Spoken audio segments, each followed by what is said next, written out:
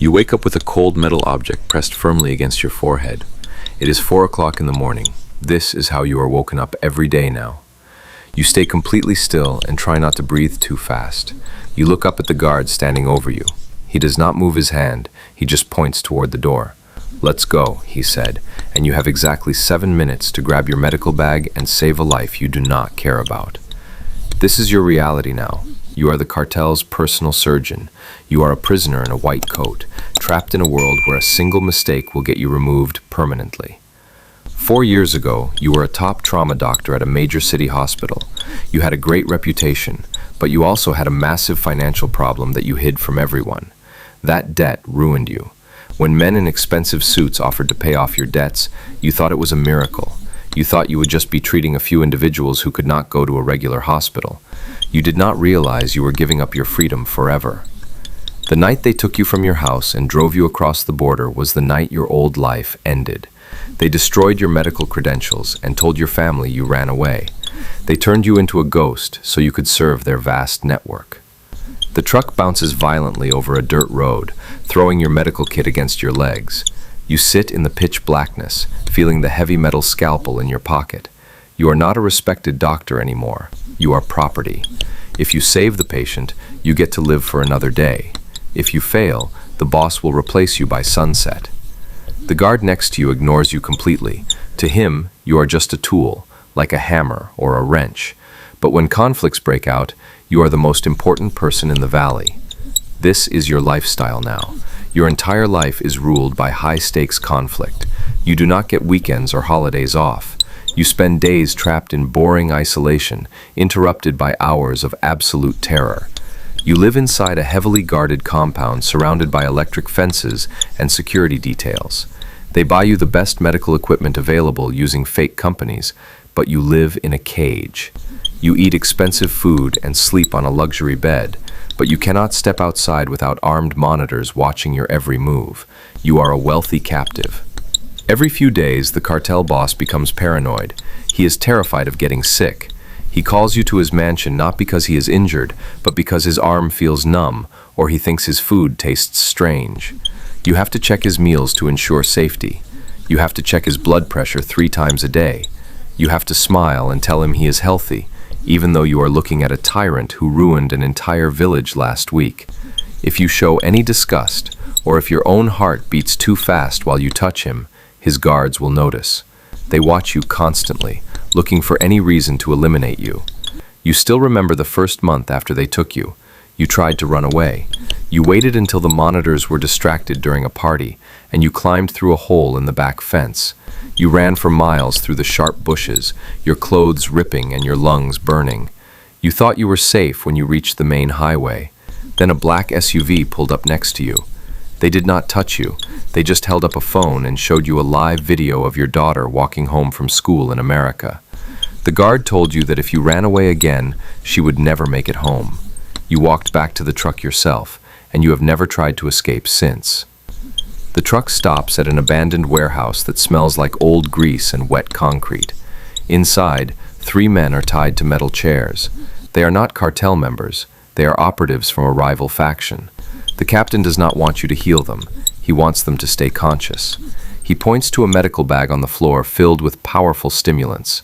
Your job for the next 4 hours is to monitor these men so they do not pass out while the team interrogates them for information. This part of the job makes you question your entire existence. You refuse to do it at first. You tell them you are a doctor and your job is to heal people, not participate in this. The captain just laughs at you. He walks over to the first captive and uses absolute force to make his point. The man cries out, creating a scene of pure chaos all over your white coat. The captain turns back to you and says that every time you refuse to cooperate, he will inflict more structural damage on these men until nothing is left. He asks if your medical honor is worth watching them suffer. You look at the crying man, look at the medical supplies in your hand, and step forward. You do what you must to keep the man's heart pumping through the ordeal. You are part of the shadow world now. By noon, the warehouse is completely quiet. The team got the information they wanted. The individuals are cleared away outside, and you are sitting on a wooden box, staring at your reflection in a dirty puddle. You look 10 years older than you actually are. You have gray hair that was not there last year. You wonder if your old friends would even recognize you anymore. You are the shadow doctor, the man who keeps the operation running by keeping its people functional. The secure phone in your pocket vibrates. It only rings when an important figure is fading.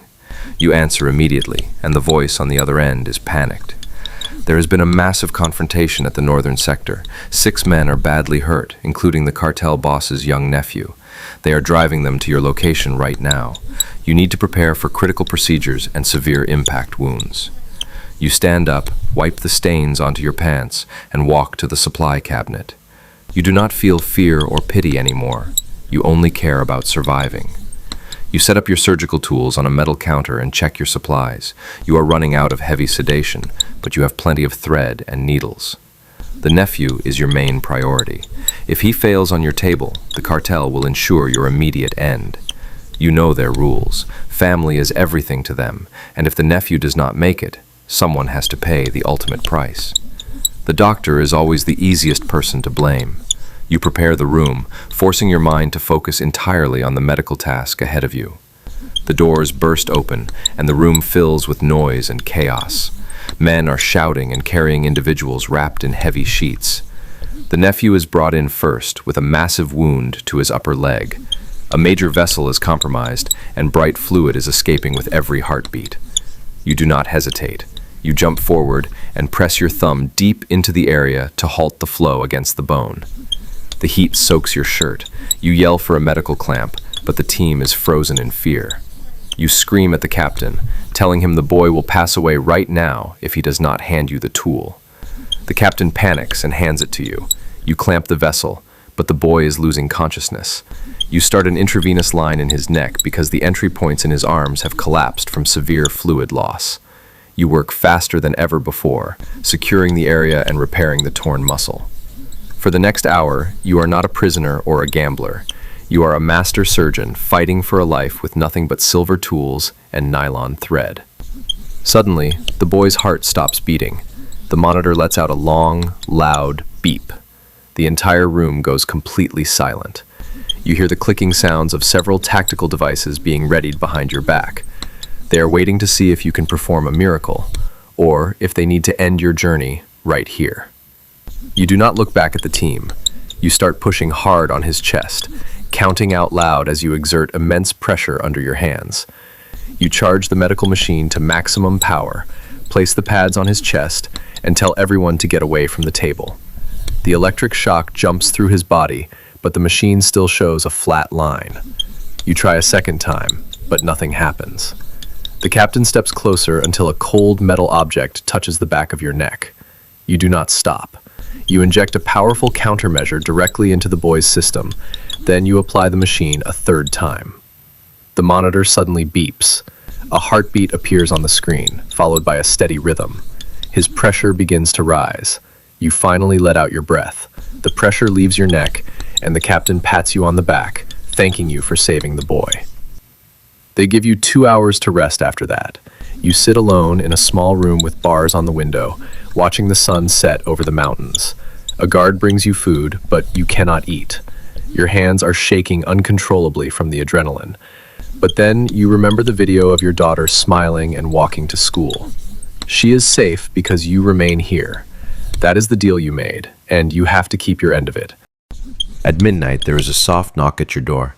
It is not a guard this time. It is one of the local kitchen maids holding her 6-year-old son. The boy is burning up with a dangerous fever and struggling to breathe. She is crying, begging you to help him. The cartel strictly forbids you from treating the local villagers because they do not want you wasting expensive medicine on people who do not generate revenue. If the monitors catch you helping them, the woman will be penalized and you will be locked away in the dark. You look at the boy's red face and look down the hallway. The guard is asleep in his chair with his device on his lap. You pull the woman into your room and close the door quietly. You examine the child and realize a critical internal organ has compromised his system, causing a deadly internal issue. If he does not get a procedure tonight, he will not survive the morning. You do not have permission to use the medical supplies for this, but you look at the mother's eyes and remember the doctor you used to be before you entered this shadow world. You tell her to keep the boy quiet. You sneak out of your room, moving past the sleeping guard like a shadow. You unlock the medical supply closet using your hidden key and grab anesthesia, threads, and strong antibiotics. Your heart is pounding against your ribs. If you get caught taking supplies for a villager, they will use absolute cruelty against you in front of the entire compound to make an example out of you. You get back to your room safely without waking the guard. You lay a clean sheet across your small table and prepare your personal tools. You give the boy a small dose of the sedation and watch his eyes close. You look at the mother and tell her she must hold the flashlight completely still. If her hand shakes and the light moves, you might make a wrong move and fail her son. She nods with tears in her eyes, keeping her hands perfectly steady. You make the entry and locate the internal issue. You clear the area using sterile water, working with absolute perfection. This procedure is not for the cartel boss or the money.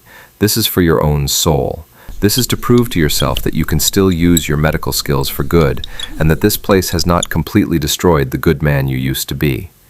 You remove the compromised tissue and carefully sew the muscle layers back together. You finish the final stitches neatly so it will barely leave a mark. You administer the antibiotics into his system and turn to the mother. You tell her to take him home, keep him in bed for a week, and give him the hidden medicine. She drops to her knees to thank you, but you pull her up quickly and push her out into the night. You sit down on your bed, breathing heavily as the energy leaves your body cold and weak. You clean the area completely. When you are finished, the room looks completely normal again. You lie down on your bed, your body aching from exhaustion. You are the cartel's doctor, and your shift never ends.